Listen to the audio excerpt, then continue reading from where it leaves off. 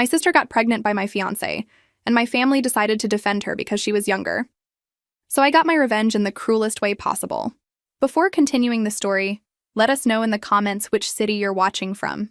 Don't forget to subscribe to the channel, hit the notification bell so you won't miss more stories, and leave your like on the video. My name is Lindsay, and I need to tell you about the worst thing that ever happened to me. Actually, scratch that. The worst thing that was done to me, by my own family. 3 weeks before my wedding, I was the happiest I'd ever been. 28 years old, engaged to the man I'd loved for 4 years, planning the ceremony of my dreams.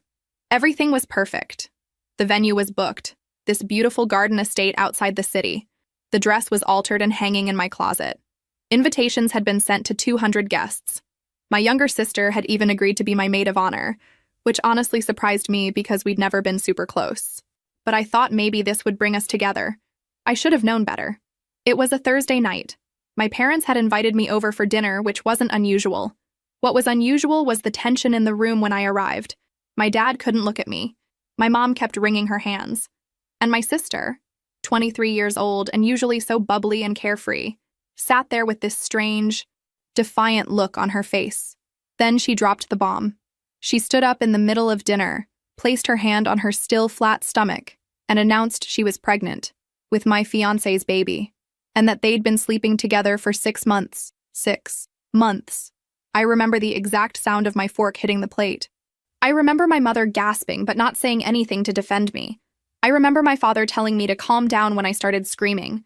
But most of all, I remember my sister's face, completely blank, no remorse, no shame, nothing.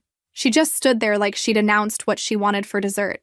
My fiancé tried calling me 73 times that night. I didn't answer once. My parents kept telling me we needed to talk this through as a family, and that these things happen. These things happen? My sister seduced my fiancé and got pregnant, and these things just happen? The worst part? Within 2 weeks, my parents had completely switched sides. Suddenly it was all about supporting my sister through her pregnancy. She was the victim somehow. Young, scared, vulnerable. Never mind that I was the one who'd been betrayed. Never mind that she'd destroyed my entire life without a second thought. And here's the part that still makes me physically ill. They used my wedding plans. All of them. The same venue I'd booked and paid deposits for. The same florist. The same caterer. My mother actually called me and asked if I'd mind if my sister used them since everything was already arranged and it would be such a waste to cancel. I minded. I minded so much I couldn't breathe.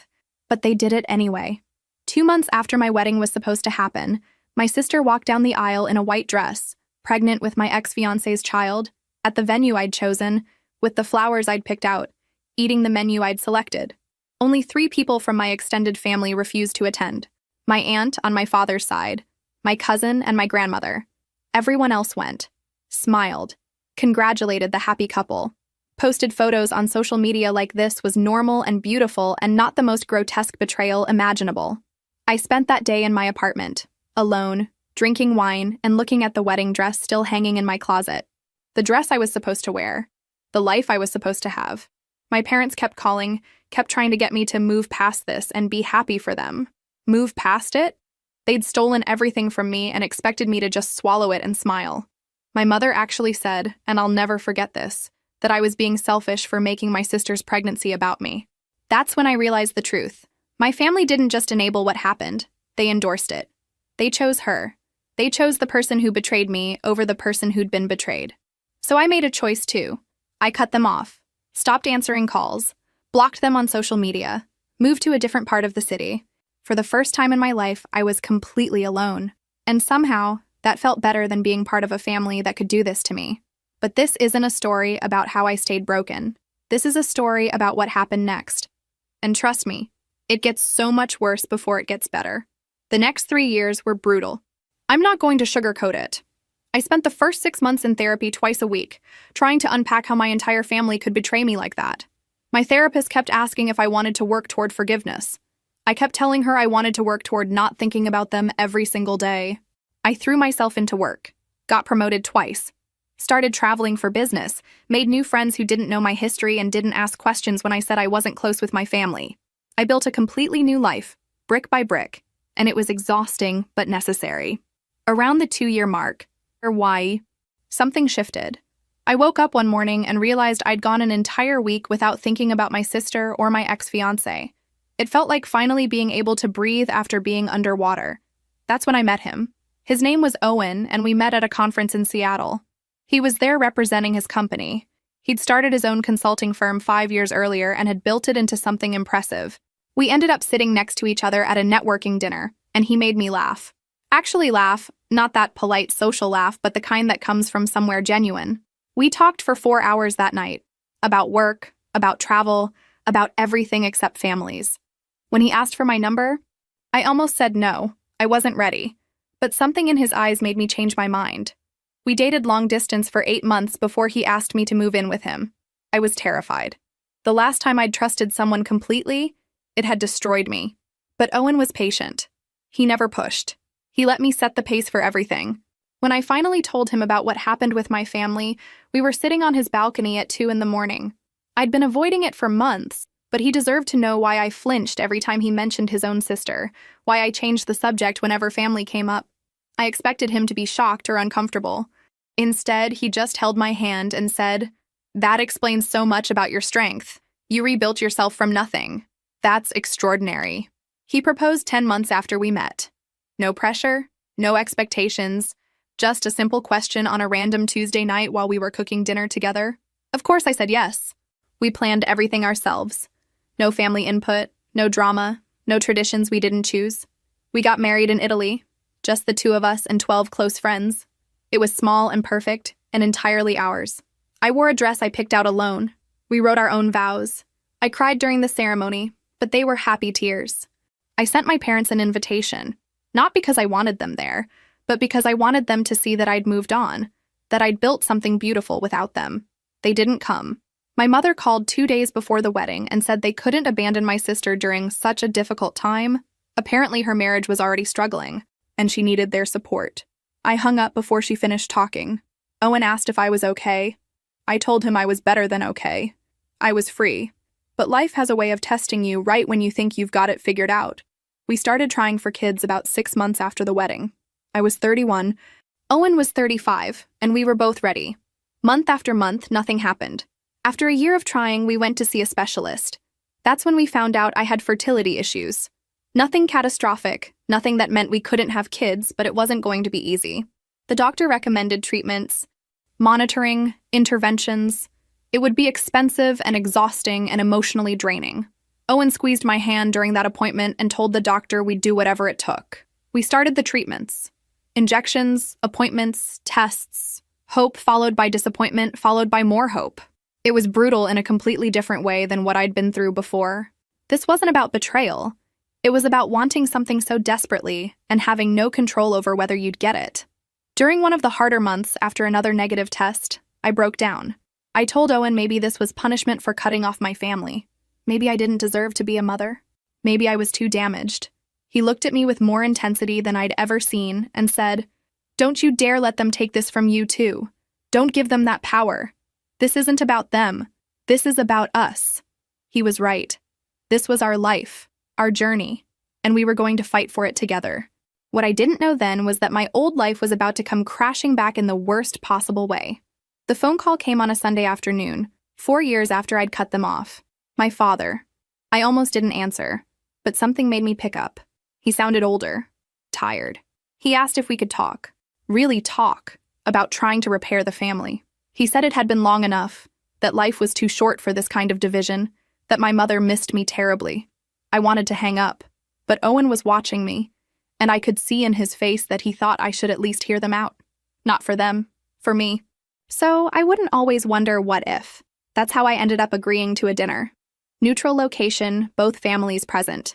My parents, my sister, and her husband, yes, they'd actually gotten married, and Owen and me. The restaurant was expensive and quiet, the kind of place where people don't make scenes. I was so naive thinking that would protect us. My sister showed up with her 2 kids, a boy who just turned 4 and a girl who was 2. Both of them looked exactly like my ex-fiancé, which was like being stabbed every time I glanced at them. The boy had his eyes. The girl had his smile. I felt physically ill. She looked different. Tired. There were dark circles under her eyes and she'd gained weight. Her husband, I still can't call him my ex-fiancé without wanting to break something. Looked uncomfortable from the moment they sat down. He couldn't meet my eyes. Kept staring at his plate like it might save him. My parents tried to keep things light at first, asking about Owen's business, complimenting my hair. Small talk that felt like walking on broken glass. My sister stayed quiet, managing her kids who were surprisingly well-behaved. Then dessert arrived and everything went to hell. My mother asked, in that careful tone people use when they're pretending something isn't loaded, if Owen and I were planning to have children soon. Before I could answer, my sister laughed. Actually laughed. "Good luck with that," she said, cutting her son's cake. "I heard you were having trouble. That must be so hard, wanting something you can't have." The table went silent. Owen's hand found mine under the table, squeezing so hard it hurt. "Excuse me?" I managed to get out. She looked up, feigning innocence. "What? I'm just saying it must be difficult, especially at your age. I mean, I got pregnant the first time just thinking about it. All 3 times, actually." "3 times? You're pregnant again?" my mother gasped. Delighted. My sister smiled, placing her hand on her still flat stomach. 12 weeks. We were going to announce it later, but yes. Another boy. We're so blessed. I felt like I was going to be sick. Owen's jaw was clenched so tight I thought his teeth might crack. "That's wonderful news," my father said, shooting me a look that clearly meant I should say something supportive. I couldn't. I literally couldn't form words. My sister wasn't done. She turned to Owen. "You must be so patient. I mean, if my husband couldn't give me children, I don't know what I'd do. But I guess when you really love someone, you stick it out, right?" It was the way she looked at him when she said it. The slight smile. The implication. Owen stood up so fast his chair scraped against the floor. "We're leaving." "Oh, come on," my sister said. "I was just making conversation. Don't be so sensitive." My mother reached for my arm. "Please, let's not ruin the evening. Your sister didn't mean anything by it. You know how she is. She just speaks without thinking sometimes." That same excuse they'd been making for her my entire life. Something inside me snapped. I didn't sit back down. I stood there looking at my sister, really looking at her for the first time in years, and saw exactly what she was. Not my family. Not someone who'd made a mistake. A person who'd deliberately destroyed my life and felt absolutely nothing about it. "You want to talk about sensitivity?" I said quietly. Too quietly. "Let's talk about it. Let's talk about how you seduced my fiancé 6 months before my wedding. Let's talk about how you got pregnant and announced it like you'd won some prize. Let's talk about how you stole my wedding, my venue, my plans, everything. And nobody in this family said a single word to stop you." "Lindsay," my father warned. "No. I'm done being quiet. I'm done being the reasonable one. I'm done pretending any of this is okay." I turned to my parents. "You chose her. The moment she announced that pregnancy, you chose her. You didn't ask if I was okay. You didn't defend me. You just decided I should get over it and move on because it was easier than holding her accountable." My mother had tears in her eyes. "We were trying to keep the family together. By sacrificing me? By using my wedding plans for her? By expecting me to just swallow it and smile?" I laughed, but it came out harsh. "You didn't keep the family together. You cut me out and pretended that was the same thing." My sister rolled her eyes. "God, are you still on about that? It's been years. Get over it." "Get over it?" I repeated. "You destroyed my life. You betrayed me in the worst way possible. And you've never once apologized. Not once. Because I'm not sorry," she said simply. Her husband tried to grab her arm, but she shook him off. "You want to know the truth? He was never really yours. If he was, he wouldn't have come to me. Men don't cheat unless they're not getting what they need at home." Owen moved to stand next to me, his presence solid and grounding. "We're done here." But my sister wasn't finished. She looked Owen up and down in a way that made my skin crawl.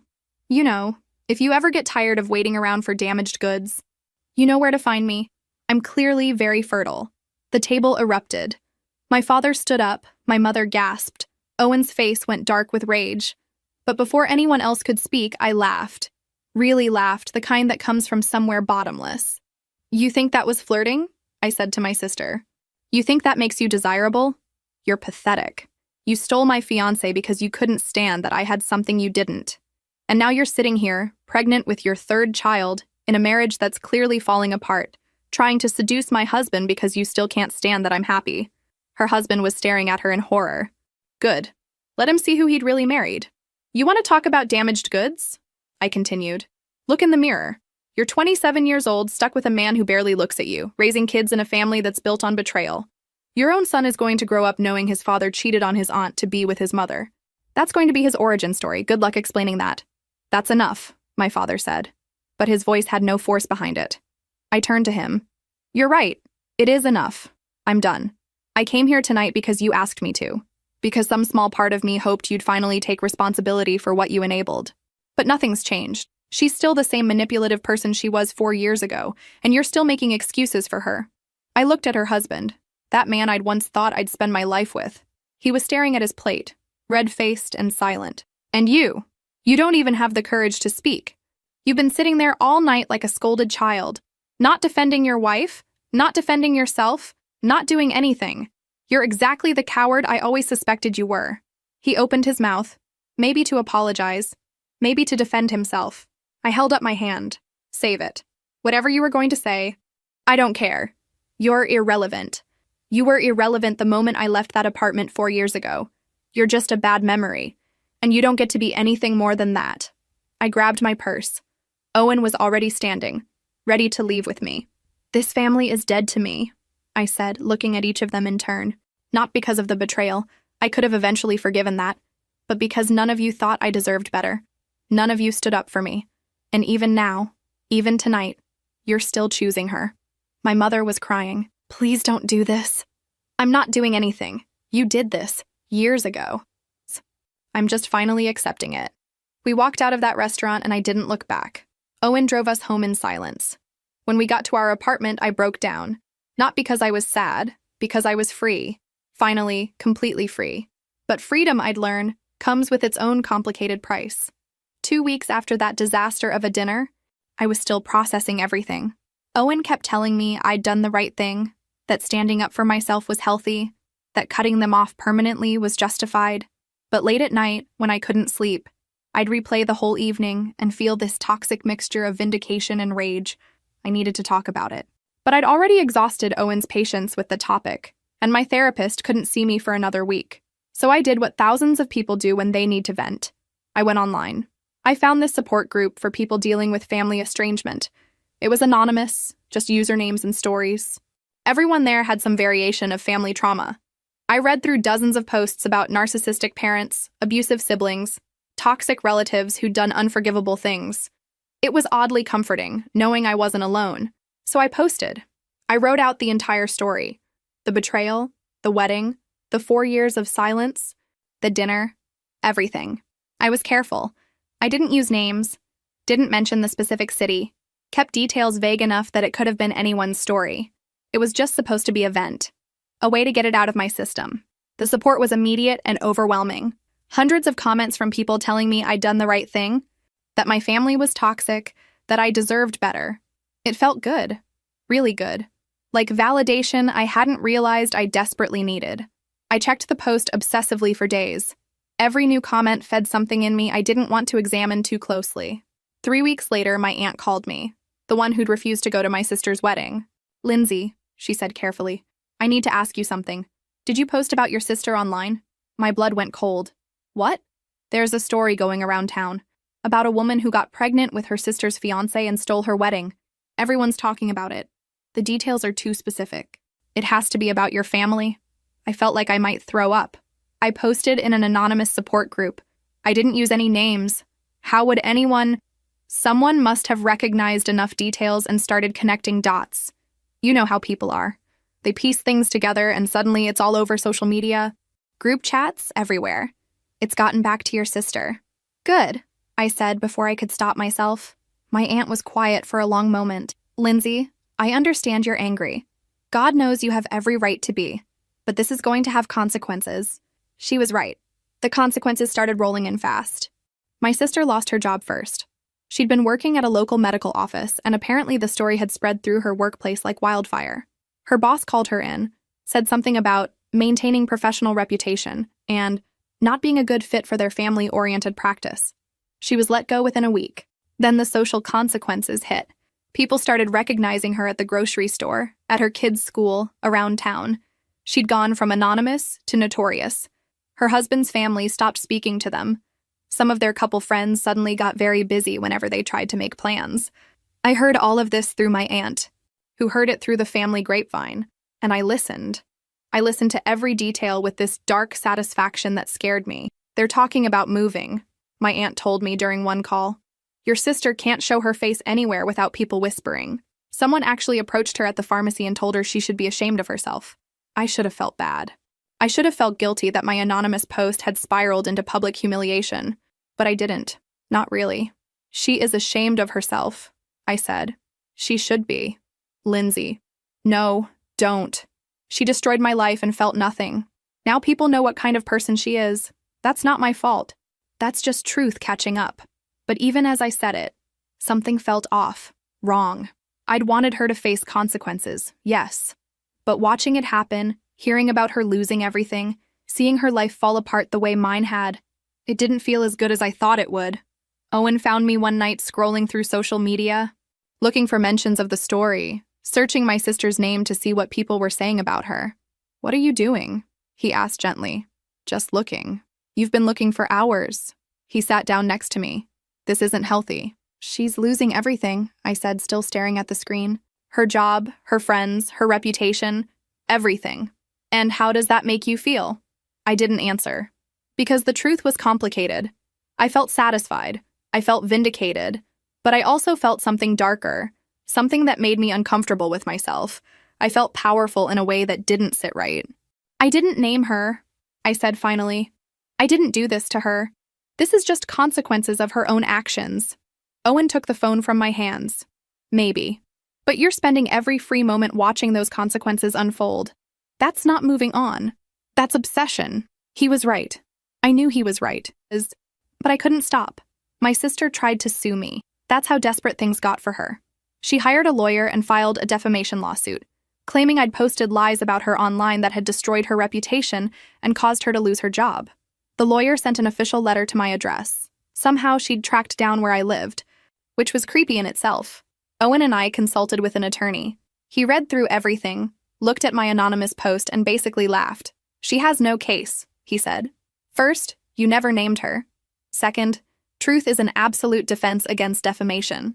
Third, she'd have to prove that your post directly caused her specific damages, which is nearly impossible when it was anonymous and the spread was organic. The lawsuit never even made it past preliminary filing. The judge threw it out. Not enough evidence, no direct connection, case dismissed. When my aunt told me, I felt this rush of triumph. She'd tried to come after me legally and failed. It was another loss for her, another win for me.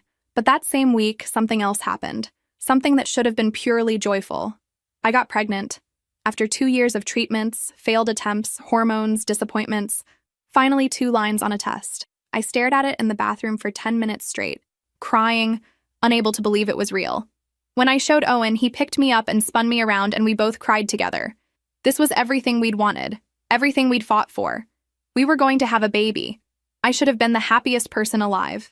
Instead, I found myself obsessively checking social media for updates about my sister. It became a compulsion. Every morning, every night, sometimes multiple times during the day. I'd search for her name, look at her profiles, scroll through comments and gossip pages. I needed to know what was happening to her. If things were getting worse, if she was suffering enough. Owen noticed. Of course he noticed. 3 weeks after we found out about the pregnancy, he came home from work and found me on my laptop, deep in some discussion thread about my sister. Again. He closed the laptop. Not aggressively, but firmly. "We need to talk." I knew that tone. "About what?" "About the fact that you're pregnant with our child, and you're spending more time obsessing over your sister than celebrating this miracle we've been given." "I'm not obsessing." "Yes, you are.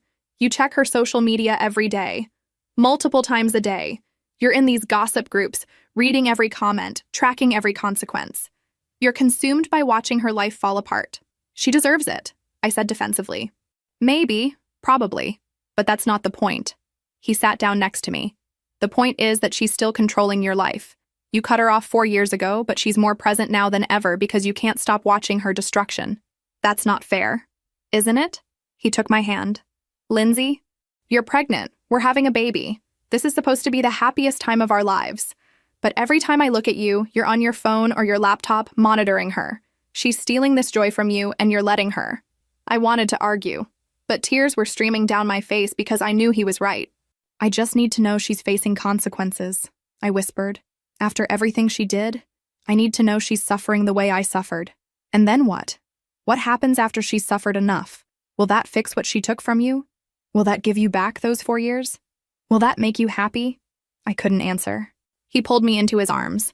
You're pregnant with our son, Lindsay, and I'm terrified that when he's born, you're going to be so busy watching her that you'll miss being present for him. That hit me like ice water. The thought of holding my baby while secretly checking my phone to see if my sister was still suffering, it made me feel sick. I don't know how to stop, I admitted. I know, but you have to try. Because this obsession, it's not justice. It's not healing. It's just another form of letting her control you. That night, I lay awake thinking about what he said. I thought about my sister losing her job, being gossiped about, struggling. And I thought about the satisfaction I'd felt hearing about it. That dark, ugly satisfaction that was eating away at the person I wanted to be. I'd spent 4 years building a new life. I'd found love, gotten married, was finally pregnant.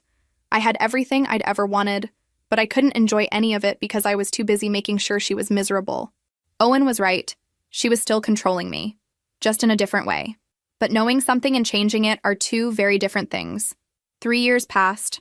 3 years of sleepless nights and first words and tiny shoes and everything that comes with being a mother. My son was born healthy, 8 pounds. Dark hair, Owen's eyes, and he was perfect. Absolutely perfect. I'd gotten better. Not completely. I still occasionally found myself wondering about my sister, still had moments where I wanted to check on her downfall. But Owen's words had stuck with me. I focused on my baby, on my marriage, on building this new chapter of my life. I thought I'd moved past it. I really did. Then I saw him. I was at the grocery store with my son in the cart. He was 3 now, chattering away about everything he saw, when I turned down an aisle and froze. My nephew, the 4-year-old boy I'd seen at that disastrous dinner years ago. He was older now, obviously around 7. He was with my mother, who looked like she'd aged a decade. I should have left, should have turned around and gone a different direction. But I stood there, hidden partially by a display, watching them. My mother was buying generic brands of everything, the cheapest options. Her cart was full of basics, nothing extra. My nephew looked thin, not dangerously so, but like he wasn't getting enough. His clothes were worn but clean. They didn't see me. I made sure of it.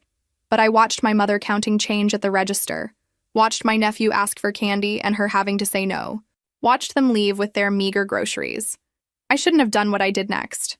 But I couldn't help myself. I called my aunt that evening after my son went to bed. How bad is it? I asked without preamble. She knew immediately what I meant. She sighed. Bad. Your sister's husband left her about 6 months ago. Finally had enough, I guess. He has the kids on weekends but pays minimal support. She's living with your parents with all 3 children. She can't find work anywhere. Her reputation is too damaged in this town. What's she doing for money? My aunt was quiet for a long moment. You don't want to know. Tell me. She's been trying to sell content online. Pictures. That kind of content, it's not going well. I felt sick. Not satisfied. Sick. That kind of content? I'm not going to spell it out, Lindsay. But yes, she's desperate. Your parents are supporting 4 people on their retirement income. It's not enough. She's doing what she thinks she has to do. I ended the call feeling hollow. This wasn't satisfaction. This was watching someone spiral into something dark and desperate, and knowing, on some level, that I'd contributed to pushing her there. 2 weeks later, my aunt called again. Her voice was shaky. It leaked, she said. Someone from town found her content and recognized her. It's spreading everywhere. The photos are on gossip sites, being shared in local groups. Everyone's seen them. I thought I'd feel triumphant. This was ultimate humiliation, exactly what part of me had wanted. But instead, I felt nothing, just empty. Her kids! My aunt continued, her voice cracking. They're being bullied. Kids at school found the photos somehow. They're showing them to other kids, mocking them. That's when it stopped being abstract. I saw him again a few days later. Same grocery store, same time of day. But this time, my nephew was crying. Really crying. The kind of desperate sobs that come from deep hurt. My mother was trying to calm him down in the parking lot, but he was inconsolable. A group of kids his age were pointing and laughing from across the lot. That's him. His mom is the one in those pictures. I stood by my car, my own son oblivious in his seat, and watched my nephew fall apart. Watched him scream at those kids. Watched my mother trying to shield him. watched the other parents pull their children away while shooting disgusted looks at my mother. My son said something from his car seat, but I couldn't process it. I was locked on that scene, on a 7-year-old boy whose life was being destroyed because of his mother's choices, because of desperation, because of a chain of consequences that led back, in some way, to me. The kids eventually left. My mother got my nephew into the car. I could still hear his crying from across the parking lot. I got in my car and drove home on autopilot. When Owen came home that evening, I told him what I'd seen. "That child did nothing wrong," I said, my voice shaking. "He's 7 years old, and his classmates have seen explicit photos of his mother. He's going to carry that for the rest of his life. That's not your fault," Owen said carefully. "Isn't it? I posted that story. I set this in motion. She made her choices. All of them. But her son didn't. He didn't choose any of this." I looked at our sleeping child. If something like that happened to our son, I'd want to die. I'd want to burn the world down to protect him. Owen pulled me close. "You're not responsible for her choices or their consequences. Maybe not legally. Maybe not directly. But that night, I couldn't shake the image of that little boy crying in a parking lot because of something I'd helped unleash. The nightmares started about a week after I saw my nephew crying in that parking lot. In them, I was the villain. Not my sister. Me. I'd watch myself from outside my body, smiling as I destroyed someone's life. Sometimes it was my sister. Sometimes it was her children. Sometimes it was strangers whose faces morphed into people I loved. I'd wake up gasping, covered in sweat, unable to shake the feeling that the dream version of me was more honest than the waking one. Owen would hold me when I woke up like that, but he stopped asking what the nightmares were about. I think he knew. I think we both knew I was processing something I didn't want to face. Then one afternoon, my son asked me a question that broke something inside me. We were coloring together at the kitchen table. He was 3.5, at that age where they pick up everything and ask about everything. He'd been unusually quiet, concentrating on staying inside the lines of his drawing. "Mommy," he said without looking up. "What's an ant?" My hand froze mid-stroke. "What?" "An ant.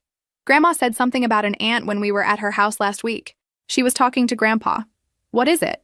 "My mother-in-law. She must have been discussing something with Owen's father." My son had overheard. "It's your mom or dad's sister," I said carefully. "Do I have one?" I should have told him the truth. I should have said yes, that he had an aunt he'd never met, that it was complicated, that maybe someday I'd explain. But I didn't. "No," I said. "You don't have an aunt." He nodded, accepting this completely, and went back to coloring. But I sat there feeling like the worst person alive. I'd just lied to my child, lied about something fundamental about our family. And the worst part was how easily the lie had come out. That night, after my son was asleep, I broke down. Owen found me crying in the bathroom. "I told him I don't have a sister," I said. "He asked about aunts and I lied to him. I looked my son in the face and lied." Owen was quiet for a long moment. Then he said something I'll never forget. "You're becoming what you hate." I looked up at him, shocked. "I've watched you for 3 years," he continued, his voice gentle but firm. "I've watched you monitor her destruction, feel satisfaction at her suffering, convince yourself it's all justified because of what she did to you. And now you're lying to our son to maintain this narrative where she doesn't exist. You're not healing, Lindsay. You're becoming bitter. You're becoming just as toxic as she was. That's not fair. Isn't it? She hurt you, yes, terribly. But you've spent years hurting her back, even if it was indirect. And now that pain is starting to affect our son. When does it stop? When does the revenge end and the healing begin?" I wanted to argue. But everything he said was true, and we both knew it.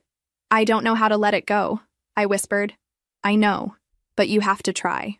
Because if you don't, you're going to pass this hatred down to our son. He's going to grow up learning that family betrayal is unforgivable, that revenge is justified, that lying is acceptable if it protects the narrative you want to maintain." Before I could respond, my phone rang. Late, too late for a normal call. I almost didn't answer, but something made me pick up. It was my father. "Lindsay," he said, and his voice was wrecked. "It's your mother. She's been diagnosed with cancer, pancreatic, stage 4. The world tilted. "What?" "They give her less than a year, maybe 6 months. She wanted me to call you. She wants to see you." I couldn't speak, couldn't think. "Cancer, terminal, 6 months. I know you're angry," my father continued. "I know we don't have a relationship anymore, but she's your mother. She's dying, please. I hung up without answering, stood there holding the phone, trying to process what I'd just heard. Owen was watching me. What happened? My mother has cancer. Terminal. Less than a year. He pulled me into his arms. I didn't cry. I just stood there, numb, thinking about all the years of silence, all the years of anger, all the bridges I'd burned and convinced myself I was fine with.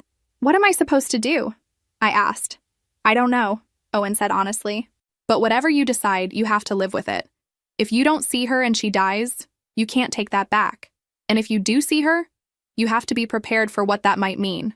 I thought about my son's question, about my lie, about my nephew crying in a parking lot, about years of obsession and revenge disguised as justice.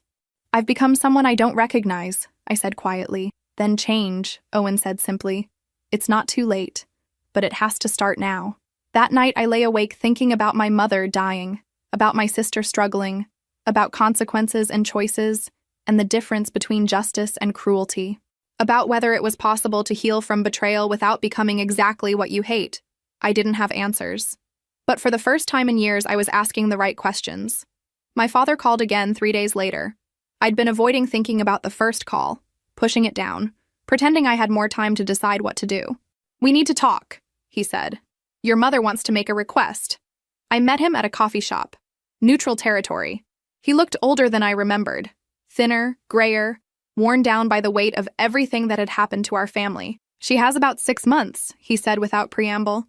The doctors were clear. It's aggressive. There's no treatment that will make a difference at this stage. I stirred my coffee, not drinking it, just needing something to do with my hands. She doesn't want you to forgive your sister, he continued.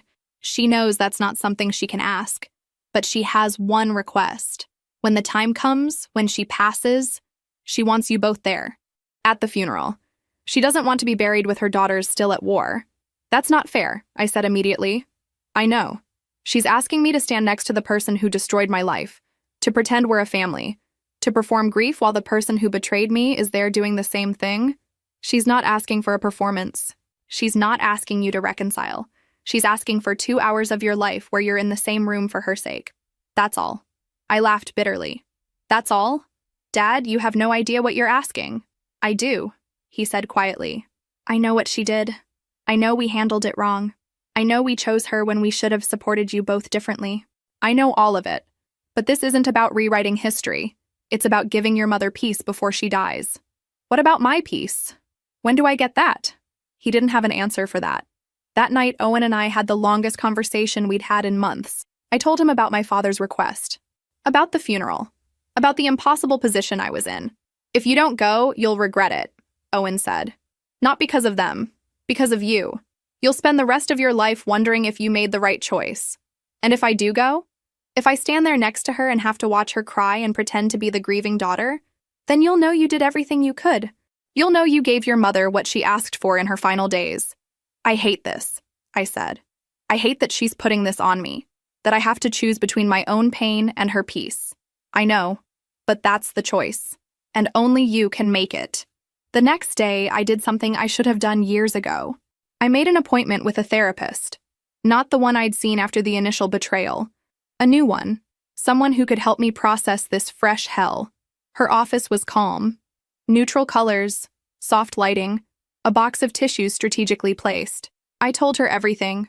The betrayal, the wedding, the years of silence, the dinner, the post that leaked, my sister's downfall, my nephew crying, the nightmares, the lie to my son, and now this impossible request. She listened without judgment, taking occasional notes. What do you want? She asked when I finished. I don't know. That's not true.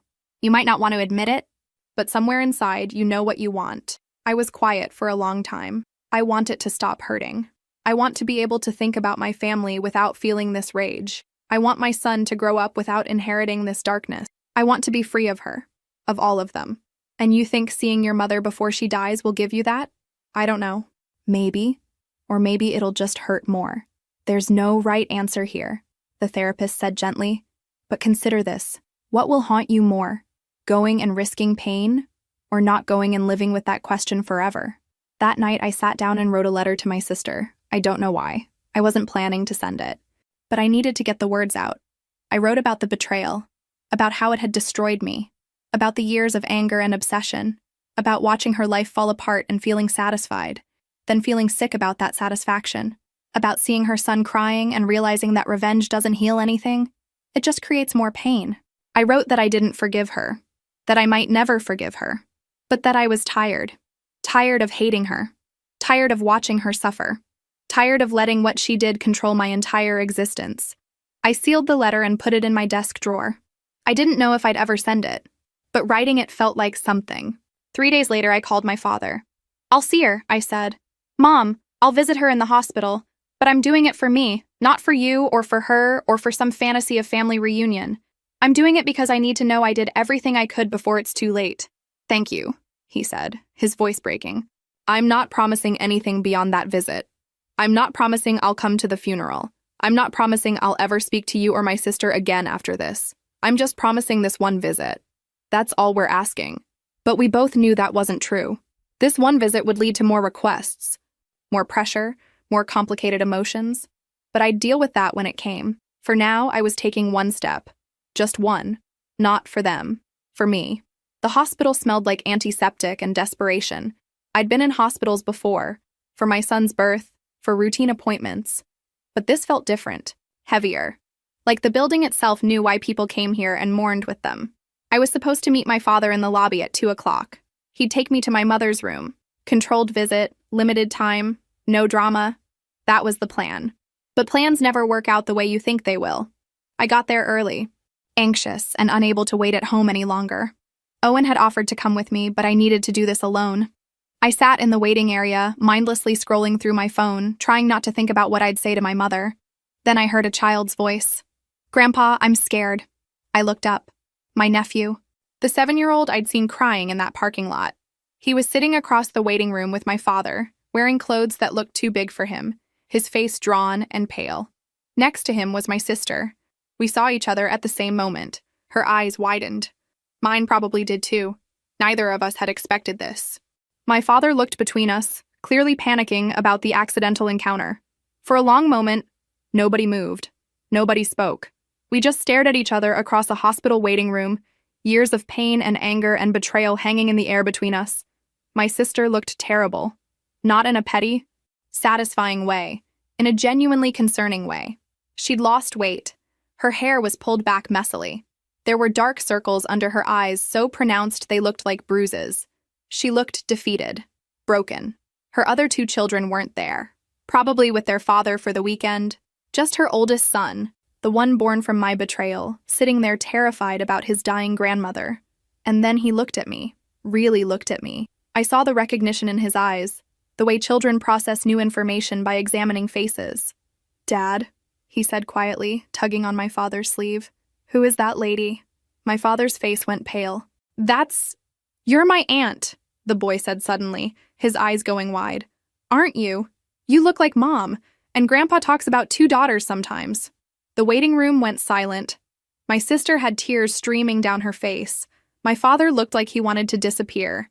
And I stood there, frozen, staring at this child who'd just realized he had an aunt he'd never known about.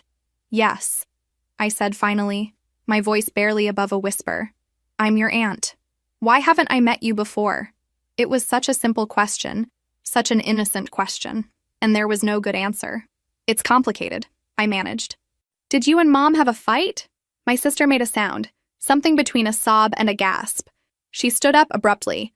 I need some air." She practically ran toward the hallway, her shoulders shaking. My father started to go after her but stopped, looking torn between his daughter and his grandson. The boy looked confused and scared. "Did I say something wrong?" "No," I said quickly. "No, you didn't say anything wrong. I should have left, should have walked away. But I found myself sitting down next to him instead. Your grandma is very sick," I said gently. "That's scary for everyone. Your mom is upset about that. Not about you. Is she going to die?" The bluntness of children. "Yes," I said honestly. "Probably soon." He was quiet, processing this. Then, "Are you upset too?" "Yes, very upset. Even though you and Mom had a fight?" "Even though." He nodded like this made sense in his child's logic. "Sometimes I fight with my brother, but I still love him. The simplicity of it. The innocence. He had no idea about the magnitude of what had happened between his mother and me. To him, it was just a fight between sisters that had gone on too long. "That's very wise," I said. My sister came back then. She'd wiped her face, but her eyes were red and swollen. She saw me sitting with her son and stopped, like she wasn't sure if she should intervene. "Mom?" the boy said. "This is my aunt. Her name is—" He looked at me, realizing he didn't know. "Lindsay," I said. "Lindsay," he repeated.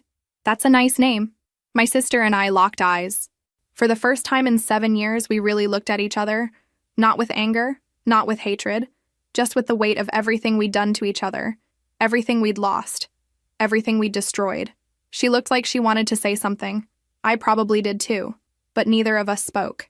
My father cleared his throat. "Your mother is asking for you, both of you." Both. Of course. This had been the plan all along, hadn't it? Get us both here, force us into the same space. My sister picked up her purse. "Come on," she said to her son, then to me. "You go first, I'll wait." "No," I heard myself say. "We'll go together." It wasn't forgiveness. It wasn't reconciliation. It was just exhaustion.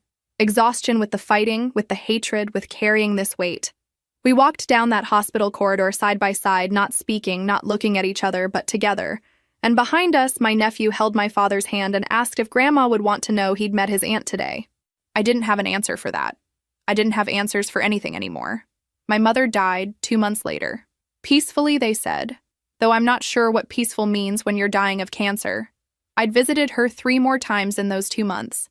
We'd talked about small things. My son, the weather, memories from when I was young. We never talked about the betrayal. We never talked about my sister. We just existed in the same space, and maybe that was enough. The funeral was exactly what you'd expect. A church service, a eulogy my father delivered that made everyone cry.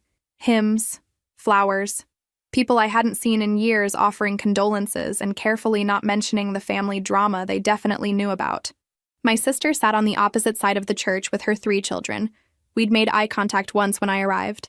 She'd nodded. I'd nodded back. That was it. Owen stayed close to me throughout the service, one hand always on my back or holding mine. My son was too young to really understand what was happening, but he was quiet and well-behaved, sensing the weight of the occasion. At the cemetery, we stood on opposite sides of the grave as they lowered the casket. My father stood between us, physically and metaphorically trying to bridge a gap that seemed impossible. People filed past, dropping flowers, saying final goodbyes. Eventually, everyone left. My father took my nephew and the other kids back to the car. They needed to use the bathroom, needed snacks, needed a break from grief. Owen took my son to look at other headstones, giving me space. And suddenly, it was just me and my sister, standing on opposite sides of our mother's grave. The silence stretched. I thought about walking away. This didn't have to happen. We could maintain our distance, even in death. But then she spoke. "I destroyed everything." Her voice was barely audible. "I know that. I've known it for years. I don't expect your forgiveness. I don't deserve it." I looked at her across that fresh grave. Really looked at her. She was 30 years old, but looked 40. Life had been brutal to her in ways that showed. "I became you," I said, surprising myself. "Trying to destroy you. I became exactly what I hated." She looked up, confused. "That post," I continued. "The one that leaked. I did that. I knew what would happen. Maybe not the specific details, but I knew it would hurt you. I wanted it to hurt you. I deserved it. Maybe. But here's the thing. I knew about the photos. When they leaked. I found out before most people. I could have warned you. Could have tried to help you take them down before they spread too far. But I didn't. I made a choice to let it happen. To let you suffer." She was crying now, silent tears streaming down her face. "I watched you lose everything," I said. "Your job, your reputation, your marriage. And I felt satisfied. I told myself it was justice, but it wasn't. It was revenge. And the worst part is—" My own voice broke. "The worst part is I didn't care who else got hurt. Your kids. Your son. I saw him crying in that parking lot because other kids had seen those photos of you, and even then, part of me thought you deserved it." "I did deserve it," she whispered. "But you're right. My son didn't. None of my kids deserved to suffer because of my mistakes." We stood there, both crying now, on opposite sides of our mother's grave. "I can't forgive you," I said. "Not yet. Maybe not ever. What you did, it changed me. It broke something in me that I don't know if I can fix. I know, but I can't keep doing this. This hatred, this obsession with your destruction, it's poisoning me. It's affecting my marriage, my son, my entire life. I've become someone I don't recognize. Someone cruel. She wiped her face. I'm sorry. I've been sorry for years, but I didn't know how to say it. Didn't think I had the right to say it. I destroyed your life because I was jealous and selfish and stupid. And I've spent every day since then paying for it. Your kids shouldn't have to pay for it too. No, they shouldn't, but they are. My oldest knows the story now. Kids at school made sure of that. He knows his father was engaged to you. He knows I'm the reason you don't talk to us. He's 7 years old and he carries that shame. I thought about my own son, about the lie I'd told him, about the legacy of pain we were passing down. I pulled the letter from my purse, the one I'd written months ago. I'd been carrying it since then, not sure what to do with it. This is for you, I said, walking around the grave to hand it to her. I don't know if it'll help. It's not forgiveness. It's not reconciliation. It's just acknowledgement of what happened, of what we both did to each other, of where we are now. She took it with shaking hands. Can I read it? Not now. Later, when you're alone. She nodded, holding the letter like it was something fragile. Thank you for being here today, for talking to me. I know how hard this must be. It is hard. It's the hardest thing I've done in years, but it's necessary. Will I see you again? After today? I didn't know how to answer that. I don't know. I need time. I need to figure out who I am when I'm not consumed by anger at you. That's fair. She paused. Your son is beautiful. I saw him at the service. He looks like you. Thank you. Your kids. They seem good. Resilient. They're surviving. That's about all I can manage right now. We stood there awkwardly, not sure how to end this conversation. Not sure what came next. I should go, I said finally. Owen's waiting. My son will be getting restless. Of course. Lindsay. She stopped, swallowed. Thank you. For the letter. For today. For not hating me quite as much as you should. I do hate you, I said honestly. But I'm trying not to let it define me anymore. I walked away then, back to Owen and my son. Back to my life. As I walked, I heard her crying again, alone at our mother's grave, holding a letter that contained years of pain distilled into a few pages. It wasn't healing, it wasn't closure, but it was a first step toward something, toward not being enemies, even if we'd never be sisters again. 3 years have passed since my mother's funeral. 3 years of carefully maintained distance, of healing that happens so slowly you barely notice it until you look back and realize how far you've come. I never told my sister about the money. Every month I transfer funds to my father's account with specific instructions. For the kids' school supplies, clothes, activities. He knows it's from me. She doesn't. It's easier that way. I'm not doing it for her.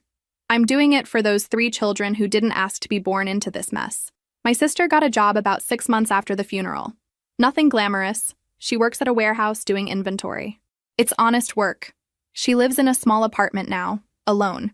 The kids stay with her during the week and with their father on weekends. From what my father tells me, she's in therapy. Weekly sessions, working through everything, trying to become someone different, someone better. I'm in therapy too. Therapy. Once a month now, down from twice a week. We talk about forgiveness, about healing, about letting go of the need to control everything, about being a better mother to my son by not passing down the darkness of my past. My father lives alone in the house I grew up in. It's too big for him now, full of memories and ghosts. My sister visits on Tuesdays.